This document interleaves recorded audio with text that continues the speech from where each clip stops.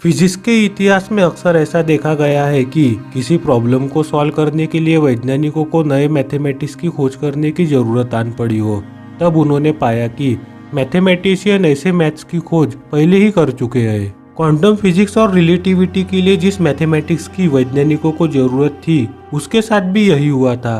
कुछ कारणों से 20वीं शताब्दी के मैथमेटिशियन स्कूल में सिखाए जाने वाले मैथ्स के स्टैंडर्ड लॉजिक के पूरे संग्रह की जांच कर रहे थे। तभी उन्हें वहाँ एक लॉजिक मिला, एक ऐसा लॉजिक जो कॉस्मोलॉजी के लिए काम कर सकता था, क्योंकि इस लॉजिक में उन सभी विशेषताओं को शामिल किया गया था जिनकी हमें जरूरत थी। तो आइए जानते हैं इसके बारे में इस वीडियो में और समझते हैं हमारे ब्रह्मांड को और अच्छे से।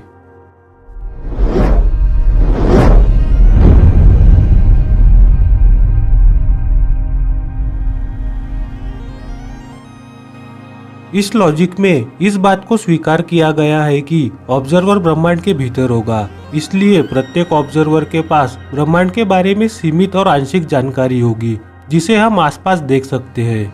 इसका परिणाम ऐसा होगा कि इस लॉजिक में स्टेटमेंट सिर्फ ट्रू या फॉल्स नहीं हो सकता। या स्टेटमेंट को ऐसा भी दर्शाया जा सकता है कि हम अभी नहीं बता सकते कि स्टेटमेंट ट्रू है या फॉल्स है, लेकिन भविष्य में हम यह बताने के लिए सक्षम हो सकते हैं। यह कॉस्मोलॉजिकल लॉजिक तात्विक रूप से ऑब्जर्वर डिपेंडेंट है, क्योंकि यह लॉजिक इस बात का स्वीकार करता है कि ब्रह्मांड में प्रत्येक ऑब्जर्वर ब्रह्मांड के एक अलग हिस्से को देखता है। ऐसा लगता है कि मैथमेटिशियन को इस बात की जानकारी नहीं थी कि वे कॉस्मोलॉजी के लिए एक सही लॉजिक की खोज कर रहे थे, इसलिए उन्होंने इसे अलग अलग नामों से पुकारा। सबसे पहले इसे इंट्यूनिस्टिक लॉजिक के नाम से पुकारा गया। हाल ही में इसके बारे में अध्ययन करके वैज्ञानिकों ने इसे और डेवलप किया। इसके पुराने और नए एडवांस रूप को मिला के वैज्ञानिकों ने एक नई थ्योरी बनाई। इस थ्योरी को टोपोस थ्योरी के रूप में जाना जाता है। वैज्ञानिकों के लिए यह थ्योरी आसान नहीं है। उनके मुताबिक यह शायद सबसे कठिन मैथमेटिकल सिस्टम है जिसका उन्हें सामना करना पड़ रहा है। हमें इस थ्योरी के बारे में जो कुछ भी पता है वह सब फोर्टिनी मार्को पोलो कलामारा द्वारा बताया गया है। उन्होंने इस बात की खोज की है कि कॉस्मोलॉजी को नॉन स्टैंडर्ड लॉजिक की आवश्यकता है, और उन्होंने पाया कि टोपोस सिद्धांत इसके लिए सही था। लेकिन इसके मूल विषय स्पष्ट है, क्योंकि वे दुनिया में हमारी वास्तविक स्थिति के रूप का भी वर्णन करते हैं, न कि केवल कॉस्मोलॉजी के रूप का। वास्तविक दुनिया में हमारा प्रत्येक रीजन हमेशा इनकम्प्लीट इंफॉर्मेशन के साथ ही होता है।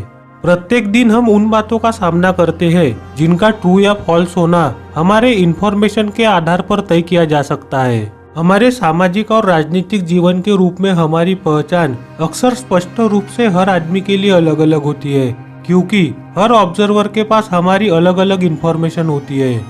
हम रोज इस सत्य के साथ भी समझौता करते हैं कि फ्यूचर स्टेटमेंट का ट्रू या फॉल्स होना इस बात पर डिपेंड करता है कि हम आज क्या चुनाव करते हैं, और इस चुनाव से हमारा भविष्य प्रभावित हो सकता है।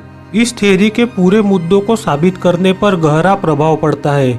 इसके मुताबिक हमारे फैसलों की तर्कसंगतता का आकलन करने के लिए हमें यह दिखावा करने की जरूरत नहीं है कि कुछ सुपरनेचुरल ऑब्जर्वर है जो सब जानते हैं। हमें बस ऐसे डिफरेंट ऑब्जर्वर चाहिए जो ईमानदारी से क्या देखते हैं इस बात की रिपोर्ट करे।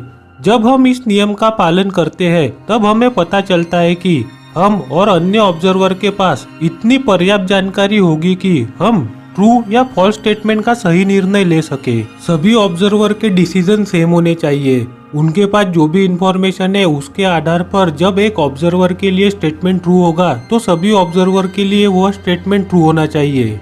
इस प्रकार फिलोसोफर ने ऑब्जर्वर के अंतिम डिसीजन में नैतिकता और विज्ञान को आधार बनाने का प्रयास किया था।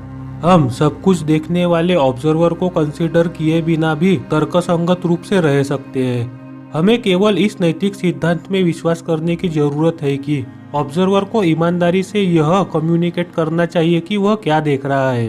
तो टोपोस या कॉस्मोलॉजिकल लॉजिक भी मानव दुनिया को समझने के लिए सही लॉजिक है।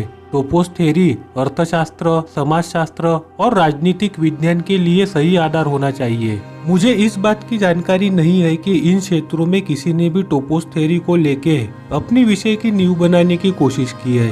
हालांकि जॉर्ज सोरोस का अर्थशास्त्र के बारे में दृष्टिकोण, जिसे वे थ्योरी ऑफ रिफ्लेक्सिविटी कहते हैं, निश्चित रूप से इस दिशा में सही शुरुआत है। हमें इस बात से आश्चर्यचकित नहीं होना चाहिए कि कॉस्मोलॉजी और सोशल साइंस एक ही दिशा की तरफ इशारा कर रहे हैं। यह दो विज्ञान तब तक समझदारी से तैयार नहीं किए जा सकते हैं जब तक हम उनकी नींव में इस सत्य को स्थापित नहीं करते हैं कि सभी पॉसिबल ऑब्जर्वर उस सिस्टम के अंदर है जिसकी वह स्टडी करते हैं। दोस्तों, इस वीडियो के लिए इतना ही। आने वाली वीडियोस के लिए चैनल को सब्सक्राइब कर लीजिए। अगर यह वीडियो पसंद आई हो तो वीडियो को लाइक कर दीजिए। धन्यवाद। जय हिंद।